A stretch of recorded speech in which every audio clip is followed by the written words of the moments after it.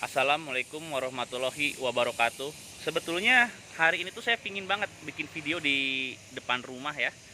Tapi kayaknya apa?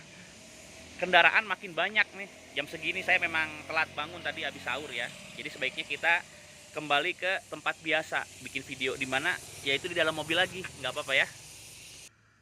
Ya, kita lanjutkan. Jadi sebetulnya hari ini tuh saya pingin sedikit apa ya? Sedikit bicara tentang hal kekinian ya. Kekinian terkait kelanjutan Piala Menpora 2021. Kemarin sudah berlangsung dua pertandingan leg 1 semifinal. Dan saya sudah bisa memprediksi bahwa akan dipastikan final itu adalah final ideal yang akan terjadi ya. Final ideal menurut rating TV. Kenapa? Karena begini. Kalau dari kita bahas dulu tentang Persibnya ya.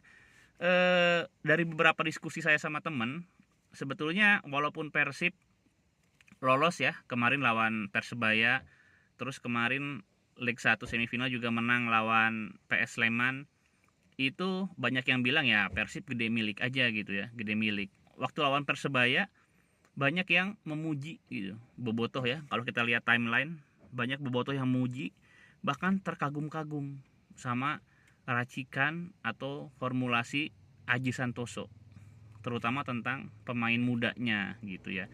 Padahal selama ini kan kita bisa paham juga ya dari gestur-gestur manajemen Persib bahwa pengoptimalan pemain muda lah sebetulnya yang dituju oleh Persib, makanya ada istilah regenerasi dan lain sebagainya. Nah, tampaknya Persebaya juga sudah menuju di fase itu gitu, bahkan mungkin mereka lebih pesat ya, kita nggak tahu ya. Lalu waktu lawan PS Sleman kemarin ya, lawan Persebaya, walaupun kita unggul besar ya di babak pertama, banyak bobotoh itu kan menyoroti di babak keduanya gitu ya. Nah, untuk PS Sleman kemarin ternyata statistik pun menunjukkan bahwa PS Sleman itu lebih mendominasi dan dari mulai shooting lalu juga penguasaan bola gitu. Jadi ternyata PS Sleman lebih mendominasi. Walaupun akhirnya Persib bisa menang ya. Lewat golnya Freds Butuan.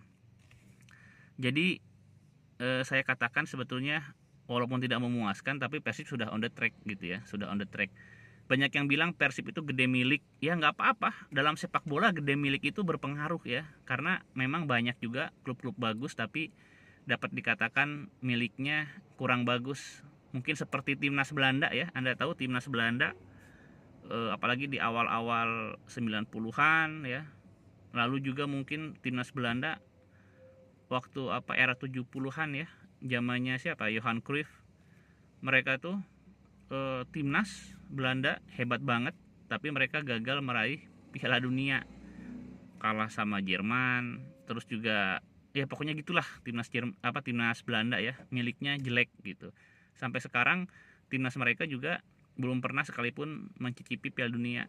Terakhir tuh mereka ke final Piala Dunia tahun berapa? 2010 ya, di Afrika, kalah sama timnas Spanyol ya. Spanyol gede milik ya, kalau Spanyol gede milik. Jadi kalau generasi Spanyol itu nggak tiap tahun ada ya, tapi sekalinya bagus mereka bisa dapat gelar tuh di tahun 2010, sama Piala Eropa ya, dilanjutin Piala Eropanya tahun 2004 ya, mereka juara.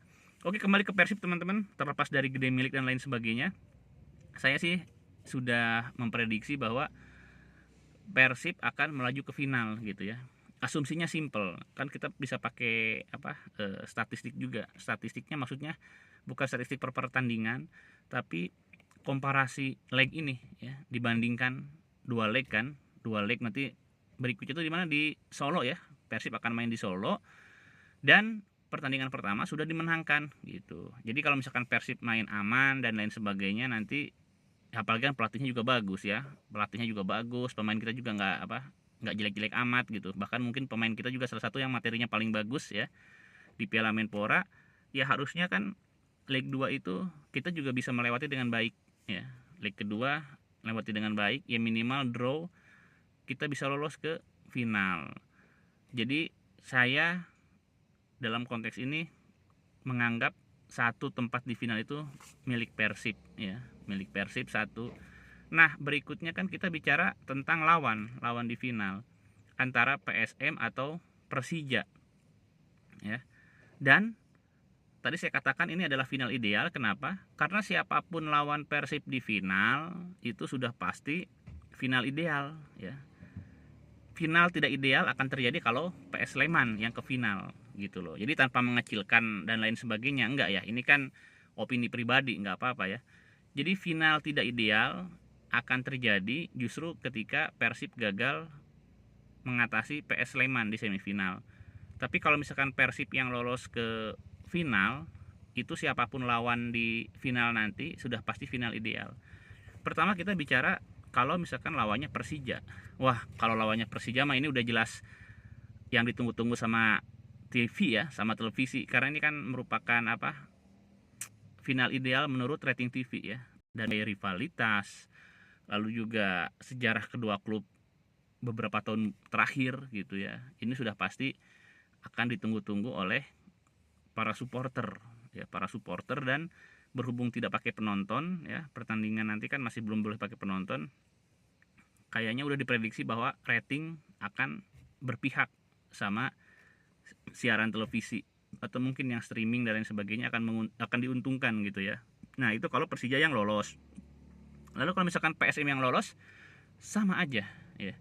Kalau PSM yang lolos kita akan bicara tentang laga klasik ya. Karena apa? Karena PSM dan Persib ini bisa dikatakan dua jagoan perserikatan terakhir ya. Mereka tuh ketemu di final terakhir perserikatan itu PSM Persib. Persib bisa menang lewat golnya Kang Yudi Guntara ya, jarak jauh saya masih ingat banget tuh, syuting dari luar kotak penalti ya, keras banget masuk. Lalu juga kita bicara masalah supporter tradisional ya. Kalau Persija itu kan supporternya kan baru ada tuh sekitar menjelang tahun 2000-an ya. Tahun 97 mereka deklarasi ya. Jackmania itu kan ya baru-baru ya. Terlepas mereka sekarang jadi besar, jadi banyak, tapi secara historis, kronologis mereka itu relatif supporter itu kelompok supporter baru kalau untuk Persija ya. Berbeda dengan PSM. PSM ini pertama klubnya klub paling tua di Indonesia, bahkan di Asia Tenggara ya. Klub PSM ini sudah tua, bahkan jauh sebelum Persib berdiri PSM sudah ada gitu, sudah eksis. Itu yang pertama dari historis. Dan supporternya juga adalah supporter sama dengan Persib ya. Ini tentang supporter yang tradisional. Saya tuh mengatakan supporter tradisional dalam konteks apa? Dalam konteks supporter PSM itu sama dengan Bandung ya. Jadi tanpa perlu ada kelompok supporter, tanpa perlu ada organisasi supporter, tanpa perlu ada rekayasa dan lain sebagainya, itu mereka sudah ada supporternya dan sudah banyak ya, sudah mentradisi gitu. Kalau bicara tentang supporter tradisional, yaitu supporter yang sudah ada dari dulu gitu ya, dari zaman perserikatan, ini identik dengan klub-klub yang kekuatan atau semangat primordialnya kental ya. Makanya saya selalu mengatakan kalau kita bicara masalah supporter tradisional di Indonesia, jadi supporter yang udah ada dari dulu gitu ya, jauh sebelum sepak bola profesional lahir, supporternya sudah ada, sudah banyak, sudah turun temurun. Kita itu bicara tentang 4 klub, saya bilang 4 klub ya. Dan 4 klub ini memang mewakili, ya ini nggak relevan kalau sekarang karena kan sepak bola sudah modern, sudah global ya. Tapi mau tidak mau 4 klub ini juga bisa direpresentasikan sebagai semangat primordial ya, yaitu Persib itu ya. Persib pertama itu sudah menjadi menjadi spiritnya orang Sunda ya. Walaupun tentu saja pendukung Persib bisa dari mana aja sekarang, apalagi ya eranya global. Pendukung Persib bisa jadi ada di Amerika, mungkin di Prancis gitu ya. Orang-orang yang pernah datang ke Bandung nyaman tahu Persib bisa jadi bobotoh sampai sekarang ya. Jadi siapapun bisa mendukung Persib, tapi secara historis, secara kultural tetap Persib itu pernah menjadi spiritnya atau identitas orang-orang Sunda ya. Kalau kita lihat pemainnya zaman dulu kan namanya Asep, Dadang gitu ya. Terlebih kalau kita lihat historis klub-klub ini, mereka adalah tim Pemda ya, tim Pemda alias tim lokal yang dibiayai oleh APBD. Nah, berarti kan orang Bandung ya orang Sunda mayoritas gitu ya, yang bayar APBD, bayar pajak, retribusi gitu. Jadi Persib mewakili spirit orang Sunda. Lalu juga PSMS nih, PSMS ini kebanggaan orang-orang Batak ya, orang-orang Batak. Jadi walaupun mereka tinggal di Deli Serdang atau di mana, tapi kalau mereka orang Batak, PSMS gitu ya, PSMS.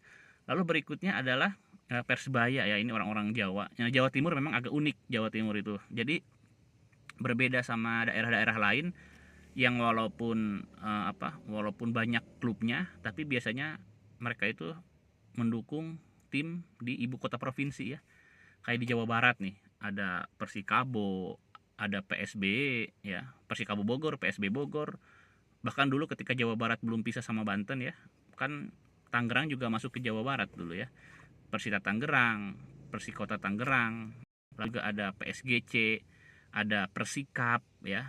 Oh, banyak banget, ada PSG Garut ya. Tapi kayaknya semua supportnya ke Persib gitu ya. Nah kalau Jawa Timur ini memang agak beda, agak lain ya. Mereka tuh klubnya banyak, masing-masing lebih fanatik sama klub kota atau kabupaten mereka tinggal gitu ya. Jawa Timur kan di Surabaya ya ada Persebaya ya, ada Persebaya. Lalu di Malang juga orang Malang dukung Malang, orang Lamongan dukung Lamongan, orang Madura dukung Madura United sekarang ya.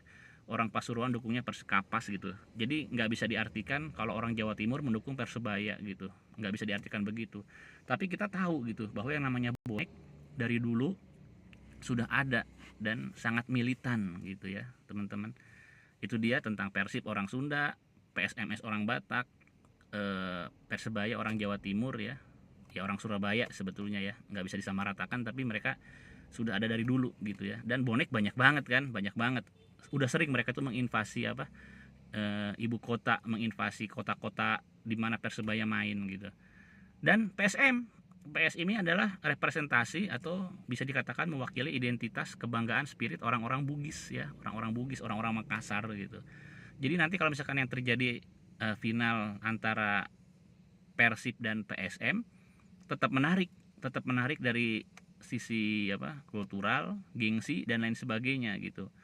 Dan hal-hal seperti ini ya yang berbau historis, lalu juga berbau kultural gitu ya, itu seringkali tidak terkena dampak kekinian gitu ya. Kan ada yang mengatakan bahwa PSM sekarang ini lagi nggak ideal kondisinya ya, karena ada masalah keuangan dan lain sebagainya. Tapi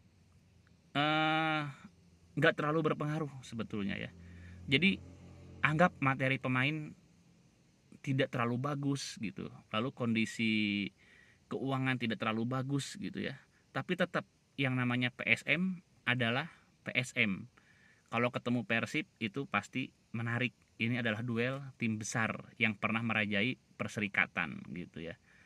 Oke teman-teman, udah mulai udah mulai panas ya, saya nggak nyalain AC mobil, kayaknya saya juga harus segera keluar. Jadi itu dia tentang final ideal di Piala Menpora. Jadi sudah bisa dipastikan akan terjadi final ideal ya, karena saya yakin yang lolos nanti ke final itu adalah Persib, dan siapapun lawan Persib di di final nanti, mau Persija mau PSM, itu tetap pertandingan final nanti adalah big match yang akan menyedot perhatian publik ya. Inilah istimewanya turnamen pramusim di Indonesia ya. Kalau kita perhatikan serius amat ya. Kalau di luar negeri itu kan turnamen pramusim itu dijadikan ajang nyoba pemain ya, lalu juga memperkenalkan tim kepada sponsor ya. Nah tapi kalau misalkan di Indonesia kayaknya serius amat ya. Kemarin kalau kita lihat pertandingan Persija sama PSM, wah itu sampai pada berantem dan lain sebagainya ya. Sampai Andri Tani sempat berantem sama timnya sendiri kan. Terus juga kartu kuning, kartu merah pada keluar ya, Persib lawan Persebaya gitu. Terus juga pelatih pada dipecatin ya, udah ada kabar pelatih yang dipecat di Piala Menpora gitu. Jadi menurut saya sih sebetulnya ini persepsi orang atau persepsi publik sama turnamen pramusim di Indonesia ini tinggi juga gitu ya, lain sama turnamen pramusim di luar negeri gitu. Tapi nggak apa-apa, mungkin karena orang Indonesia ini udah 1 tahun lebih nggak nonton bola gitu ya, akhirnya mereka terlalu bersemangat gitu. Oke, nggak apa-apa gitu aja teman-teman ya. Maaf kalau agak terburu-buru, saya udah lama nggak bikin video di luar studio ya. Biasanya saya dibantu sama kru buat persiapan, sekarang saya kembali megang kamera sendiri gini. Oke, assalamualaikum warahmatullahi wabarakatuh. Happy weekend, selamat liburan dan semoga puasanya lancar ya.